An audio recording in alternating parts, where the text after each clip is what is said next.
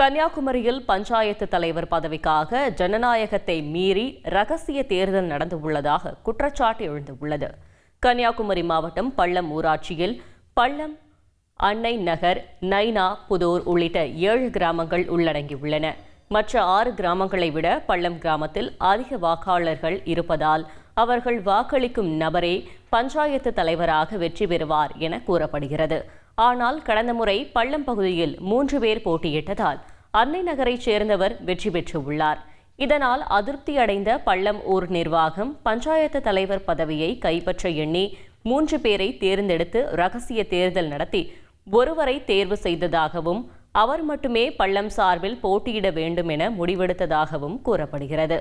இதனால் அதிர்ச்சியடைந்த மற்ற 6 கிராம மக்கள் ஜனநாயகத்திற்கு விரோதமாக நடந்த இந்த ரகசிய தேர்தலில் போட்டியிட்ட 3வருக்கும் ஊராட்சி தேர்தலில் போட்டியிட தடை விதிக்க வேண்டும். உங்க குழந்தைகளுடைய எதிர்காலத்தை பத்தின பயம் இனி வேண்டாம். இருக்கவே இருக்கு NPS வாத்சாலியா. அது என்ன திட்டம்னு தெரிஞ்சுக்கணும்னா ஃப்ரீடம் ஆப்பை இப்பவே டவுன்லோட் பண்ணி தெரிஞ்சுக்கோங்க வேண்டும் என கோரிக்கை விடுத்துள்ளனர்.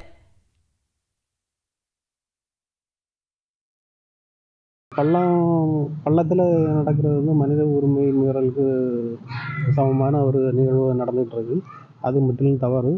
ஆனால் பஞ்சாயத்து எலெக்ஷன் தலைவருங்கும் போது பொதுவாக எங்களுக்கு 7 கிராமம் உண்டு. 7 கிராமத்தில் நாங்கள் அவங்கவுங்க தகுதிக்கு ஏற்றாற் போல் தலைவரை நாங்கள் தேர்வு செய்து விடுவோம். ஆனால் இப்போ செய்து அது தவறு. ஆக்சுவலாக இது டெமோக்ரஸிக்கு எகென்ஸ்டானது. ஆனால் ஊர் கட்டுப்பாடாக அந்த மக்களால் மீற முடியாது. பெரும்பான்மையாக இருக்கிறதுனால மற்ற மக்களாலும் அதை தடுக்க இயலாத சூழ்நிலை இருக்குது.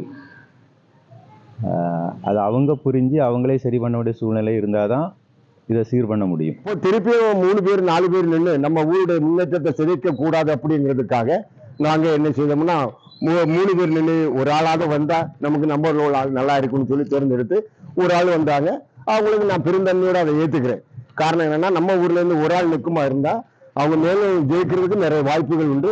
பிற்காலத்தில் அவங்களுக்கு வேண்டிய ஒத்தாசை நான் கண்டிப்பாக செய்வேன்.